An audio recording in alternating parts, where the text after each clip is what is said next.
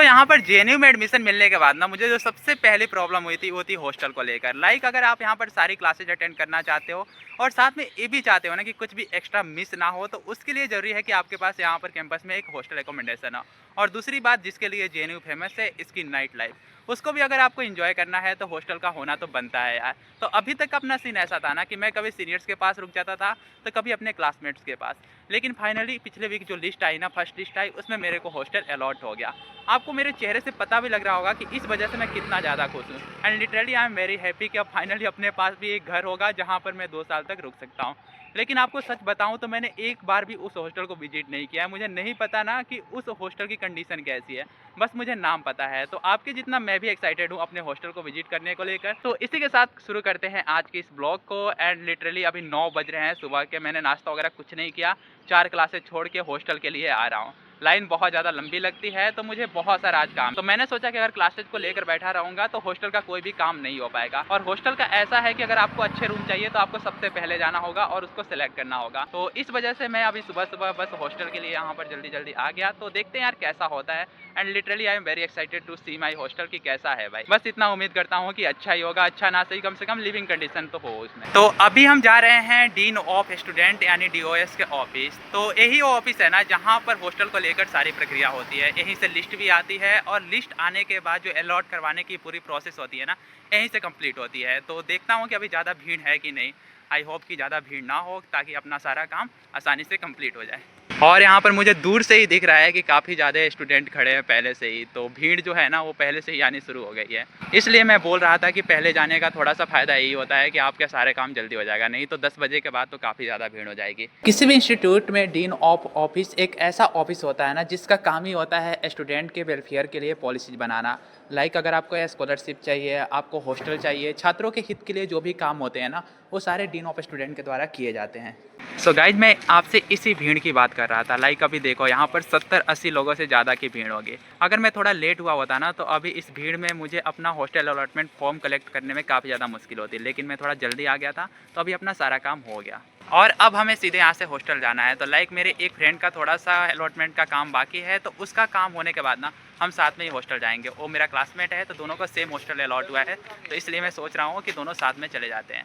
और सच बताऊं तो ये जो खुशी है ना, ये तभी होती है जब आपको सरकारी ऑफिस में आपका काम जल्दी हो जाए। पहले लिस्ट में लगभग 200 से भी ज़्यादा लोगों को हॉस्टल अलॉट हुआ है, तो अभी जो मेरे पीछे भीड़ है ना वो और ज़्यादा बढ़ेगी। अभी सारे लोग तो आए नहीं हैं। यहाँ पर जो मुझे संख्या नज़र आ रही है 80-90 लोगों की संख्या नज़र आ रही है। तो गाइस, ये जो जेएनयू की सड़कें हैं ना, उस पर ट्रेवल करने का, उस पर वॉक करने का एक अलग ही मज़ा होता है। मैं लिटरली अपने गाँव को याद करने लगता हूँ। हमारे यहाँ भी गाँव में ऐसे जो सड़कें होती है, दोनों तरफ ट्रीज वगैरह बहुत ज़्यादा होते हैं, सच में बहुत अच्छा लगता है। जेएनयू में आने के बाद एक चीज़ जो मुझे लगता है कि सबसे ज़्यादा अच्छी हो जाती है ना, कि यहाँ पर चलने की अच्छी खासी प्रैक्टिस हो जाती है। यहाँ पर क्लासरूम से हॉस्टल, हॉस्टल से क्लासरूम काफ़ी ज़्यादा दूर होते हैं, तो उसके बीच में ना एक चलने की जो प्रैक्टिस है वो हमेशा होती रहती है, एक एक्सरसाइज टाइप की होती रहती है। तो मुझे तो ये चीज़ काफ़ी ज़्यादा अच्छी लगती है। और विशेषकर जब बारिश हो रही हो या सर्दियाँ हो ना, तो उसमें चलने का मज़ा दुगना हो जाता है। सो गाइज, आगे से टर्न लेना है हमें, आगे से लेफ्ट मुड़ना है। एंड यहाँ पर और भी कुछ रेस्टोरेंट्स वगैरह है। यहाँ मुझे लगता है ना कि बिरयानी अच्छी मिलती है। किसी ने एक वीडियो में सजेस्ट किया था कि यहाँ का बिरयानी ट्राई करना, लेकिन मेरे को SSS1 की बिरयानी ज़्यादा सही लगती है। अभी खाली खाली सा है, तो 12-1 बजे के बाद ही सब ओपन होता है। ये है यहाँ का ताप्ती हॉस्टल। ये भी काफ़ी अच्छा हॉस्टल है, बाहर से इंफ्रास्ट्रक्चर काफ़ी सही लग रहा है, लेकिन हमारा हॉस्टल तो खैर ये नहीं है, लेकिन यहाँ से ही होकर हमें हमेशा गुजरना पड़ेगा। और आगे जो आपको ये रास्ता नज़र आ रहा है ना, यहाँ से 3 हॉस्टल लगातार है। एक तो कोयना है, सिप्रा है और बराक। हाँ, तो प्रभात भाई, जो बराक है ना वो सबसे लग्जरियस हॉस्टल है ना अपने इस यूनिवर्सिटी का? हाँ, सुना तो है, मतलब कभी गया तो नहीं, मतलब सुना है कि हाँ थोड़ा बहुत इंफ्रास्ट्रक्चर वाइज थोड़ा अच्छा है।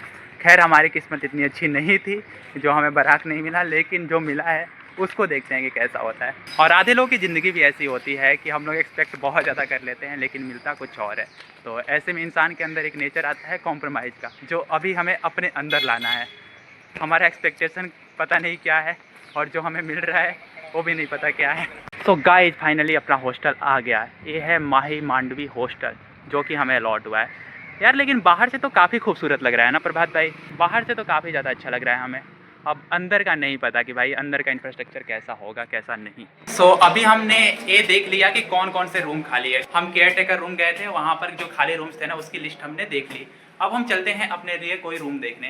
ये है अपना रूम जिसको मैंने अभी अलॉट करवाया है और इसका कंडीशन देख सकते हो। एक्सपेक्टेशन मैं क्या ही बोलूँ, लाइक अभी देख रहे हो कि जो रूम है ना काफ़ी ज़्यादा यहाँ पे पेंट्स वगैरह सब चले गए हैं, लेकिन जो बाकी के रूम्स थे मुझे लगा कि उससे थोड़ा सा ज़्यादा बेटर है। बाहर की तरफ थोड़ा सा ग्रीनरी है तो इस वजह से मैंने ये विशेष करके सिलेक्ट किया। लेकिन यहाँ पर मुझे सबसे बुरी कंडीशन किसी चीज़ की लगी तो वो देखो, आपको दिखाता हूँ। ये रही यहाँ की अलमारी और जस्ट यहाँ पर देखो भाई, न्यूज़पेपर के पीछे ना इतना ज़्यादा सीलन है ना, इतना ज़्यादा पूरा पानी पानी सा लगा हुआ है ना कि यहाँ पर आप कपड़े रख भी नहीं सकते हो। आई डोंट नो कि मैं कैसे मैनेज करूँगा। बाकी मैंने हॉस्टल अलॉटमेंट का जो फॉर्म है वो भर दिया है और उसको ले जाकर अब केयर टेकर के पास सबमिट करना होगा। फॉर्म को भरने में 5 से 10 मिनट लगे। अभी बहुत सारा काम बाकी है, लाइक अभी मेस का भी पूरा काम बाकी है। यहाँ पर मैंने सामान भी शिफ्ट नहीं किया है, तो इतना सारा काम अभी सब कुछ बाकी है। बात बस इतनी है कि जब कुछ नहीं होता है तो जो होता है उसी को कॉम्प्रोमाइज़ करना पड़ता है, तो एक तरीके का ये कॉम्प्रोमाइज़ ही है। लेट्स सी कि इस कॉम्प्रोमाइज़ का क्या रिजल्ट होता है। ये जो पूरा एरिया है एक कपड़े डालने का है, तो बहुत खुला खुला सा है सारा कुछ, तो मुझे थोड़ा सा सही लगा यार कि कम से कम कंजेस्टेड रूम से तो बेटर है कि यहाँ पर आकर थोड़ा घूम सकते हो। तो ऑलमोस्ट अब सब कुछ हो गया है, बस अभी हम लोग जा रहे हैं प्रिंट आउट कराने। और प्रिंट आउट किस चीज़ का कराना है कि अभी हमने पेमेंट किया था, वहाँ पर UPI ID दी गई थी, लाइक बैंक अकाउंट नंबर था और IFSC कोड था, तो उस पर हमने 5965 का पेमेंट किया, तो उसका स्क्रीनशॉट का पेमेंट का स्लिप लगाकर हमें केयर टेकर को सबमिट करना है। तो इतना सा काम बाकी है। बाकी इधर देखो, मुझे नहीं पता कि ये बैडमिंटन का कोर्ट है या वॉलीबॉल का, दोनों में बहुत कंफ्यूजन होता है मुझे यार। वॉलीबॉल का ही होगा ना, लाइक बैडमिंटन का तो छोटा होता है। सो अभी जो भी डॉक्यूमेंट हमारे पास थे उसको हमने केयर टेकर को फाइनली सबमिट कर दिया है रूम को सिलेक्ट करने के बाद। अब हम जा रहे हैं ना, अपने साथ प्रभात भाई थे तो इनको भी रूम अलॉट हुआ है माई हॉस्टल में ही, थोड़ा सा ही पास में है, तो मैंने सोचा कि इनका भी रूम थोड़ा चलकर देख लेते हैं। भाई देखते हैं कि इनका रूम कैसा है। हमारी तो किस्मत क्या ही बोले, ठीक है यार, फिर भी हमारा रूम तो मुझे लगा कि ठीक है, बाकी कंपेयर दूसरे रूम से काफ़ी सही है। थोड़ा इनका भी रूम देख लेते हैं कि इनका रूम कैसा है। चलिए गाइस, चलिए चलिए।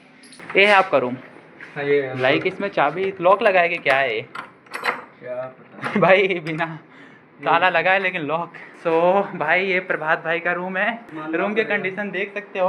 इसको अभी बहुत ज़्यादा काम करना पड़ेगा इस पर। आप लोग कमेंट करना कि आप लोगों को रूम कैसा लगा भाई, क्योंकि हमें जैसा लगा हम एक्सप्रेस नहीं कर सकते हैं फीलिंग। IIT की याद आ रही है ना भाई। तो guys this is the also beauty of our JNU, like क्या यार। अभी हमने प्रभात भाई का भी रूम देख लिया, अब हम जा रहे हैं ना फिर से केयर टेकर रूम, वहाँ से उनसे एक स्लिप लेनी है और उस स्लिप को लेने के बाद हमें जाना है मेस में। लाइक मेस में अगर खाना खाना है तो उसके लिए मेस कार्ड का होना अनिवार्य है। अभी हम वहीं जा रहे हैं। हमने अपनी स्लिप ले ली है और इस स्लिप को लेकर जाना है कहाँ पर प्रभात भाई? मेस में जाना है। इस स्लिप को हमें मेस में देना है, उसके बाद से हमें खाना मिलेगा, है ना। हम और प्रभात भाई अभी जा रहे हैं ताप्ती हॉस्टल। तो ताप्ती हॉस्टल में पहले प्रभात भाई रह रहे थे एंड वहाँ पर इनका लॉक है। आपको मैंने दिखाया कि जो इनका रूम है ना उसका लॉक इस तरीके से ख़राब है ना कि लगता है कि लॉक लगा हुआ है, लेकिन वो लॉक नहीं लगा हुआ है। तो ये वहाँ पर नया लॉक लगाएंगे और उसके बाद से रूम थोड़ा सा सिक्योर हो जाएगा। ये है ताप्ती हॉस्टल के अंदर का नज़ारा और आप लोगों को इसके लिए खुश होना चाहिए कि मैंने माही मांडवी जो मेरा हॉस्टल था उसके साथ आपको कई सारे हॉस्टल दिखा दिए। ताप्ती हॉस्टल है, बताना ये कैसा लग रहा है आप। अब ताप्ती का काम तो पूरा हो गया, अब लगी है यार बहुत तेज़ से भूख। सुबह का भी कुछ ब्रेकफास्ट नहीं किया था, तो अब सीधे चलते हैं मेस में और मेस का खाना टेस्ट करते हैं। सो गाइस जो सामने एक बड़ा सा हॉल नज़र आ रहा है ना, यहीं पर हमारा खाना होगा रोज़ का। ये है मेस का पूरा अपना हॉल और हमारा हॉस्टल तो मिल गया, लाइक हमने मेस का भी कर लिया, तो अब खाने के लिए रोज़ यहीं पर आना होगा।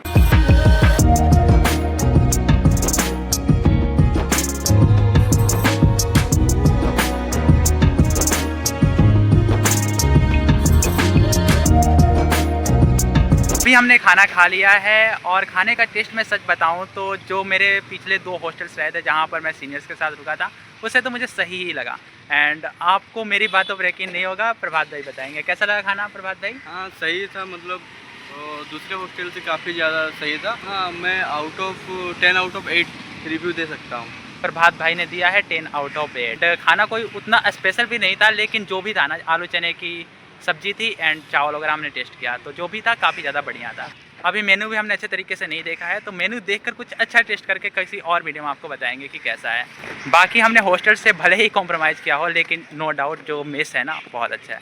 तो अब अपना इधर का सारा काम ख़त्म हो गया, अब हम लोग जा रहे हैं स्कूल ऑफ सोशल साइंसेज यानी कि अपने स्कूल की तरफ। तो वहाँ पर क्या है ना कि मैंने अपना आई कार्ड देख कर रूम खुलवाया था, रूम का की लिया था, तो फिर से मुझे गार्ड को देकर अपना आई कार्ड वापस लेना होगा। और उधर ही एक कुछ लेक्चर भी होने वाला है, बहुत ही फेमस एक पर्सनालिटी है उमर खालिद, तो उसका कोई बुक है, उस पर डिस्कशन होने वाला है। उस पर मैं क्या ही ओपिनियन दूँ, but literally I don't support any type of the people. मैं मानता हूँ कि आप किसी पार्टी को सपोर्ट करो ना करो, लेकिन अपना जो कंट्री है ना, उसको तो आप कभी भी ऐसा ना चाहोगे कि उसमें उसके इंटीग्रिटी पर कोई भी खतरा हो। बेसिकली कोई भी एक पेट्रियोटिक व्यक्ति, कोई भी एक इंसान जो अपने देश से प्यार करता हो ना, वो कभी भी उसको टुकड़ों में नहीं देखना चाहेगा। लेकिन फिर भी मैं वहाँ पर क्राउड देखने जाऊँगा कि कैसा क्राउड है, क्या चीज़ें हैं, कितनी भीड़ आई हुई है।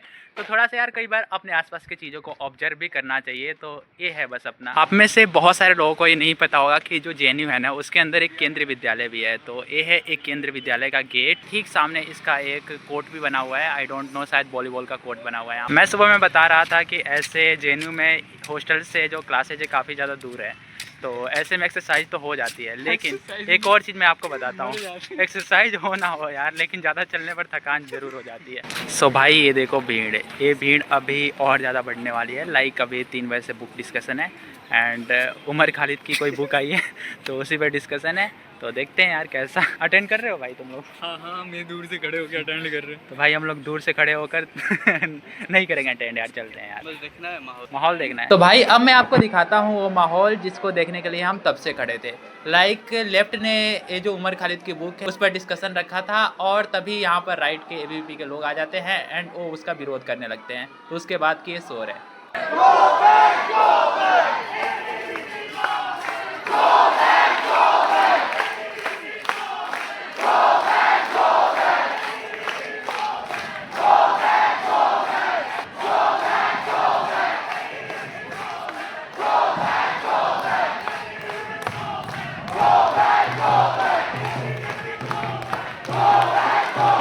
सो गाइज ये था मेरा आज का दिन, और आपने देखा होगा कि यार मेरे को आज कितना ज़्यादा भागना पड़ा।